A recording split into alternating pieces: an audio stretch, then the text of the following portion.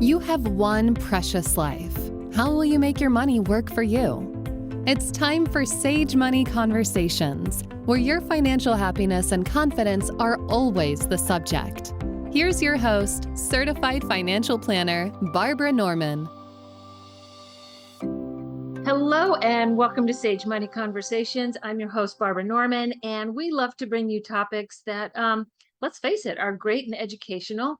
Today, we have Erika Lara on with us. Welcome, Erika. Hi, good morning. I love about Erika is her story. It's so unique. She said she was taken advantage of by a car person, and she had the choice to feed her car or feed her kid. And she said, you know what, to hell with that. I'm going to give up this career in medical. She was in the medical industry and went right into cars. And every time I go into my favorite auto repair, Eber's Garage, I mean, it's the best little corner garage you could ever imagine. It's just a bunch of car guys. But when you walk in, there's Erika with a big smile, and out comes pure knowledge. And oh my God, I feel so good every time I walk into Eber's. So Erika, welcome. How are you?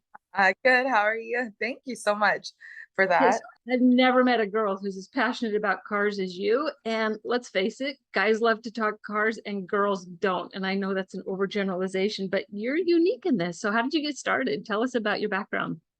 Oh God, I don't know where to start. Definitely, kind of like what you mentioned. Yes, one time I was driving a Jaguar, old Jaguar, 2002, and something so minimal. Back then, it seemed so big, but my lower radiator hose, I guess, blew. Back then, they told me if I didn't replace that it's going to be a blown head gasket. I was so worried because I didn't know anybody in the industry. My family really didn't know anything about cars. So I had to go with it. And when they gave me the bill, I couldn't believe it. I was like, wait a second. So I definitely went online, did my research, and I was like, whoa, I could have, turns out it was just a clamp. The hose was fine. So I asked them to actually save the part because I wanted to check out the part. And from Oh, smart. from there, I realized, like, if I knew what I knew now, it would have cost me maybe $100 for the diag and maybe coolant. But yeah, it was What kind of did they sad charge you? that there's people still, it was back then, it was a little over 300, which again, it shouldn't have been. But being a woman, and they didn't want to explain it to me. I said, well, is there any options? No, no options. Your engine's going to pretty much blow up. So I was scared. I was scared, especially I was a lot younger too. So I'm so sorry. So, okay, where did you go from there? It sounded like that was a pivotal moment where you said enough. yeah, yeah, from there, I definitely said enough. And a few years, went by, and I decided, you know what? I got offered a job, and I told him, listen, truth be told, I know nothing about automotive. I don't even know that there was even more than one fluid in a vehicle. Now I know why my other cars didn't work out, because I said, wait, there's brake fluid and a gear fluid. What is this? Like, something schools don't teach you. And they loved me right away from the interview. And they're like, listen, we can teach anyone sales all day long, but it's customer service. So from there, they offered me the position, and they were very sweet. It was a nice couple, Gary and Sharon Anderberg, and they decided to send me to school. And from there, my sales went from, if you would come into the shop, I was so scared, praying that you did not ask me anything. Just please, a basic oil change. Again, my customers laugh and my fellow colleagues laugh when I tell them. I remember a customer coming in saying, I'm here for a catalytic converter. And my whole approach was, okay, catalytic convert, it rhymes with a Cadillac. Well, do you drive a Cadillac, sir? Because why do you want that? In my head, I'm thinking, I had no clue. So from there, it was either learn or not really, get into it. So I definitely wanted to learn. I wanted to learn the ins and outs. And when I came back, my sales went from, literally, what was it? Maybe 4,000 the most one month to, I think the most in one month was a little over 130,000. We're also very busy. It was another shop that I did start at. It was a lot busier and more of us, obviously. But from So there, were you selling cars or were you selling service? service. Service. Okay. So let's start at the beginning. If someone comes in, hey, there's a weird smell or a weird knocking in my car. Tell me how you guide someone through this and how you learned this. Okay. So a lot of them, first I start off with, hi, okay, so how long has the smell been there? Did you get any work done prior? A very important question, because if you don't ask that, you have no idea that you're about to stick your hands in someone else's work. It's like going to a doctor, right? And you get they're already been in your body, but you have no clue that they've had surgery before. I do a lot of medical, my mom again. So I ask for the noise. I either have my technician go with them with the noise. Believe it or not, a lot of customers say, I've heard this noise, it's been there for ages. I need you to figure out it's in the suspension. We'll go and we'll tell them, listen, it was your water bottle. You have an old water bottle in the back and it's been hitting, the spare tire.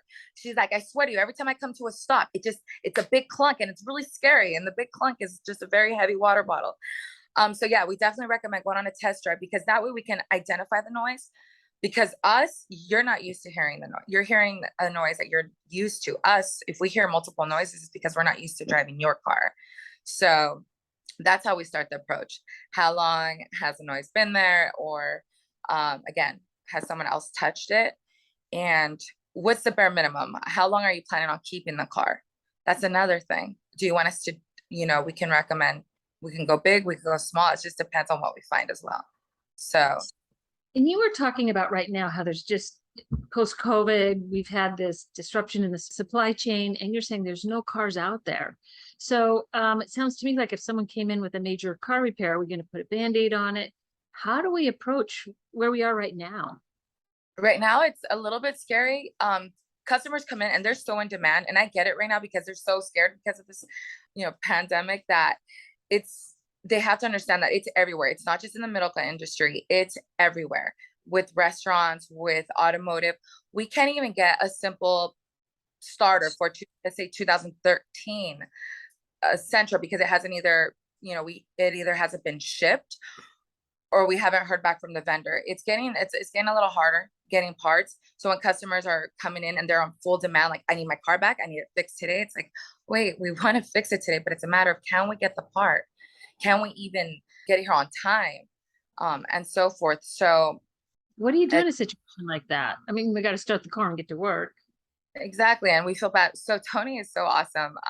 He provides vehicles. He'll even give his own vehicles, so that way the customer can actually go to work. So we do provide vehicles. If we figure out, hey, this is going to be a big job, we ask first, do you have another car? If most of them say no, of course, we say, okay, we'll provide one for you because we want to help you. A sad part is catalytic converters getting stolen. A lot of people don't know that. And it is so weird. I was just walking around my neighborhood and I just saw someone attempt. They left it. I guess they realized they didn't want to use it. And I recorded it. And I wanted to leave a note and say, listen, bring it to my shop and we'll, as a courtesy, we'll reinstall it, because they try to steal it. And I guess they either were going to get caught or something. But again, it's that demand of, can they get a car? And right now cars are so expensive that they're like, listen, fix my car. Just fix it, whatever it needs. And it breaks my heart, because I'm thinking, ask me before COVID, I would say, just go get a new car. Now I'm thinking, okay, we have to fix this car at the bare minimum to help the client. What do we do? Where do we start? But yet you have a transmission leak, you have the engine making a noise. So yeah, it gets it's more like therapy as well when the customers come in. So how does somebody protect themselves from like a crooked person? Because I know a lot of people will take their cars to the dealership, and to me, that's the most expensive car repair that I could ever imagine. But finding that corner shop like yours, like, how does someone start vetting someone to fix their car? How do they know when they're being taken advantage of or not? That's what's sad, is they don't know, which is sad, because I would say I would definitely get options. When you go to the dealer, a lot of people assume I have a Honda, I have to go to the Honda dealer, and I'm not bagging on the dealership. But they don't know that there is little small shops like a small, that can actually do the same work. We can use the same parts. If you ask us, if not, my job is to save you money, and I'm going to find the same part just at a, good quality, but at a cheaper price to help you. I'm going to treat you like you're my mom. If you come in, do not take advantage of my mom.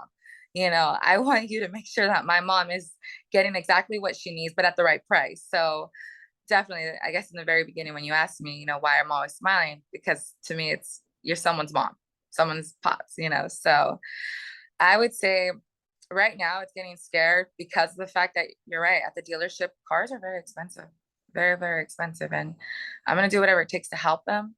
But if I tell them, listen, your car's a goner, may it rest in peace, I'm so sorry, but you have to get a new one. So that's the part that I hate. So if someone in Minnesota was listening to this, what are kind of a 1, 2, 3, 1, I walk into the shop, what is the kind of some of the first things I look for to sniff out, is this a good place or not? Read the reviews. Even though I don't rely on Yelp. Yelp reviews. I call them a mafia. They really are. And then when the sales calls you, they, they'll tell you, like, call it, we'll make sure you're number one at this price. But I would say read reviews, but a lot of them, I don't know if you know this, but we have no sales. We have no, we don't hand out cards, nothing like that. People just come in because of word of mouth. So I Yeah. would say a lot of word of mouth. Make sure that you really fish through, read the description of the shop, talk to technicians, and again, get opinions and options, ask around, see if anyone else has been at that shop. And then do your research too. You can also look it up too. What's really cool about us is if you come in and you say, listen, I really cannot afford, this, I will tell you, listen, you can provide your part. We'll help you that. And I'll even give you a part number. I'll even tell you where the cheapest place to get it. Just know that you have options. So I would say do your research. And because you're a female, know your car, know the basics, like full synthetic or regular. How many quarts? Something I didn't even know back then, but it is, it's cute when the girl comes in like, well, I don't know, my boyfriend takes care of it. It's like, well, no, because the boyfriend's just a boyfriend. Well, and that's a problem. I remember when I sold my old car and bought a new one, I came down to the garage and it's a BMW 3. And your guys started asking me all these questions about the engine. And is it like, was it a this? Is it that? And it's like, I don't know. And I finally looked at him and I said, it's gray. And he starts laughing. He goes, that's cute. And I realized how vulnerable I was in that moment. Like if I wasn't at Ebers, like anybody could have said anything and I would have had to have said yes. And so like, where do we start learning about synthetic or not synthetic, or, is it I don't even know the questions to ask. Let's start there. A reliable car. If you came in and said, hey, Ebers, I just purchased this car. It's great, right? I'm going to recommend it's called a pre-purchase, but since you just purchased it, we call it a pre-purchase after inspection, because have a 90-day warranty, hopefully. But again, a lot of customers don't know that there's even such thing called a pre-purchase inspection. See, now tell us about that, because I love buying my cars out of leases. Like let somebody else drive the first $10,000, $20,000 off the car. I love it. But tell us what we can do as we're buying this car. Okay, so what you can do definitely is go to the shop. When you go there, say I'm going to go to a dealership. They're going to tell you, listen, this car has been certified, pre-checked, smooth. You look at it. Us being a girl, we're like, it looks clean. It looks great. And then they look at the engine. Oh, it looks smooth. I don't even see any oil. But guess what? You haven't looked underneath it. And do you even know what you're looking for? Do you even know that when you turn on the AC vents, are you checking that all the, it's blowing cold and everywhere, even in the rear? Because if you buy a car and you have no clue that the rear air wasn't working, you're looking at a lot of money. So pre-purchase inspection is really important before buying a car. You have a right to take it to any other shop and have it inspected. And again, you can use that as a selling technique. Okay, so let's do this for a second, because when I'm in a dealership and I'm buying a car, it's like full throttle. You got to sign the papers. You're not walking off the lot with this car. So what's our recourse there? And it's California. I know we have some. So, and it sounds like we need to take it from the dealership to you. Let's get this thing inspected. Yes, if they allow it. If they don't allow it, that's obviously red flags. So once you do take it, I would say once you take it off the shop, you can take it to any other shop, call them and say, hey, are you open? Are you available? And most of the time for that, I would say yes, because obviously you only have a day with it. I believe some shops say, look, you could have it for 4 hours. Some say you can have the full day with it. But of course, recourse, you leave your identification there with them, I believe. So they bring it to the shop. We'll get someone immediately on there. We put it on our lift and we do our inspection. We look at top to bottom. We look at to see if there's anything wrong. There was this young lady that came in, fuel tank. She wouldn't have known to take it to a gas station before buying a car and checking if the fuel tank worked. Well, we actually checked it and the fuel tank, it wasn't even allowing the nozzle to go in. She would have had to remove the whole fuel tank to get this checked out and replaced if she purchased the car without getting inspected. And that's expensive. That's really expensive. So it's the little minimum that you don't look at. The car looks pretty to us. Even to a guy, I'm not gonna lie, my ex-fiance, he didn't look, look at that truck, looks great. I'm like, yes, but we need to get it inspected.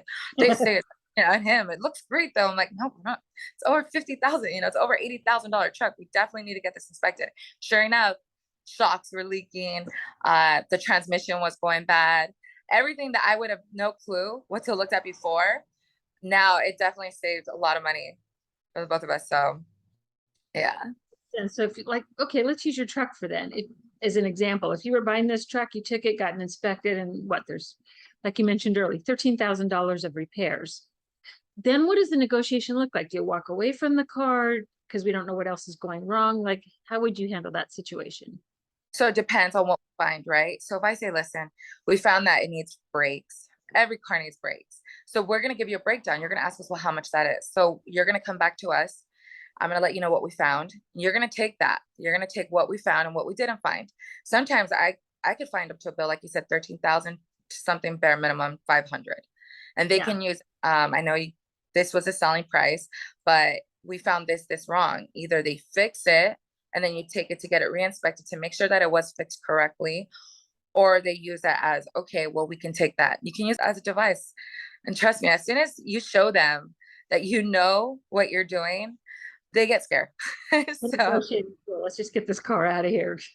exactly. And they know what you're doing. So exactly. That's a good technique to use. Okay, so cool. I get my car inspected. I bring it home now. How do I start learning about a car?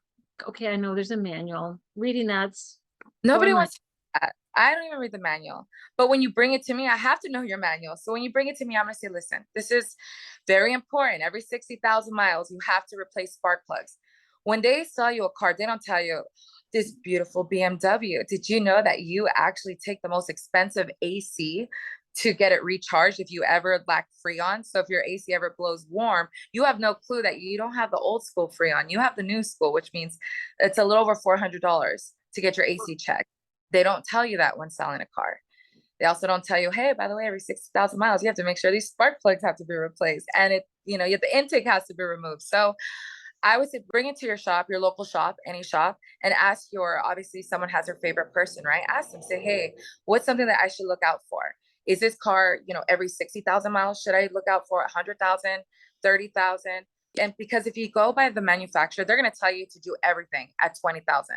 Your car's still a virgin at 20,000. It doesn't need nothing. It just needs an oil change. It doesn't need filters and a fuel filter and so forth.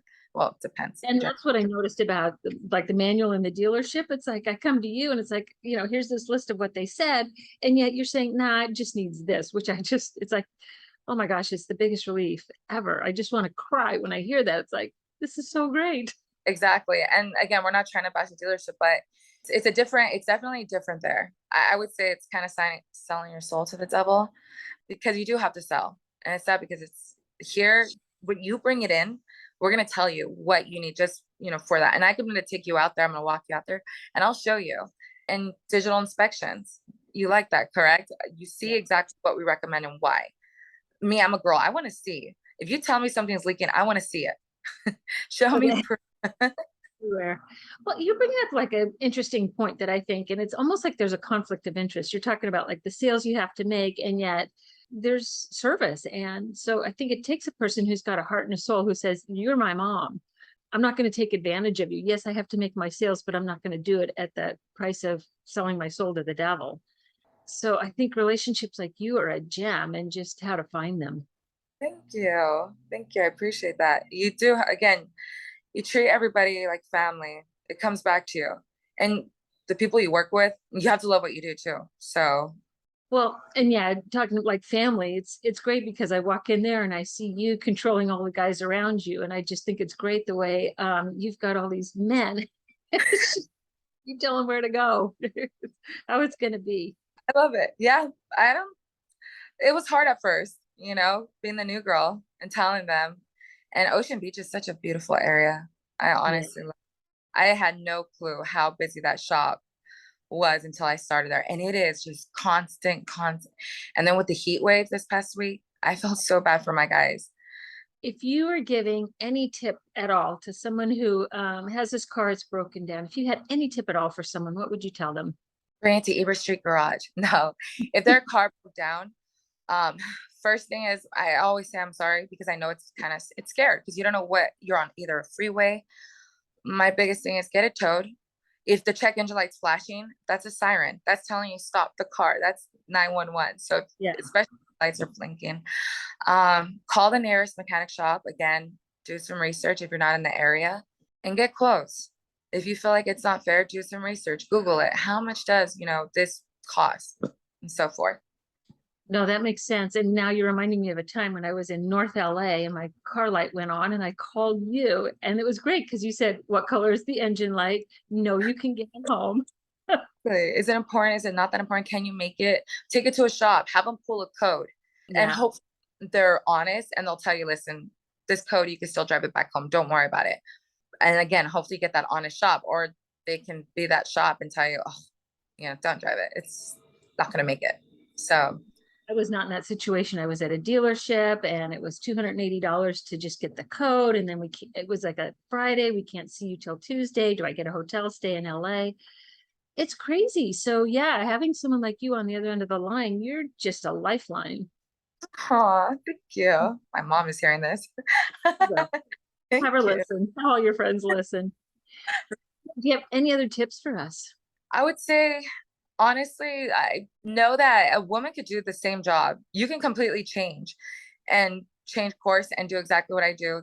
The money it does pay well, but again, you're in a man's world. Mhm. And it's pretty cool explaining to them their vehicle. They come in, they automatically know what they need, but when you actually tell them, listen, this is what we found, it's a lot cheaper, you're an angel to them. So it's getting their trust. That's my biggest thing. When you come in, I'm obviously, you got the couple, the wife staring, who's this girl going to tell you how to fix your car? You have to gain their trust. You have to let them know, listen, I'm here because I love my job. I'm here to fix your car, and I'm here so you can trust us. Come to this shop. We're also therapists too. Trust me, they come in and they don't want to go home. And I love it because you get to know them. When you get to know their car, you get to know them. So my biggest thing is, a lot of them have names for their cars. So if I call you, I'm going to say, hey, Big Betty's ready to go. She doesn't need an engine. Come get her. So again, they're family. It ends up becoming a family. You want to have the shop. Every shop needs a hairstylist, nail salon. You need your mechanic. And that's what I want to be. I want to be that place. It's very unique and wonderful and fun to find someone who just loves what they do as much as you do. Thank you. I appreciate that. Thank you.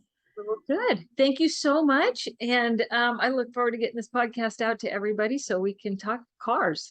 Yeah, I'm excited. Advisory services are offered through Barbara J. Norman, LLC, an investment advisor in the states of California and Texas. The information contained herein should in no way be construed or interpreted as a solicitation to sell, nor an offer to sell advisory services to any residents of any state other than the state of California, or where otherwise legally permitted. All content is for information purposes only. It is not intended to provide any tax or legal advice or provide the basis for any financial decisions. The information contained in this material has been derived from sources believed to be reliable, but is not guaranteed as to accuracy and completeness and does not purport to be complete analysis of the materials discussed. The opinions expressed do not necessarily reflect those of SagePath Solutions and are subject to change without notice.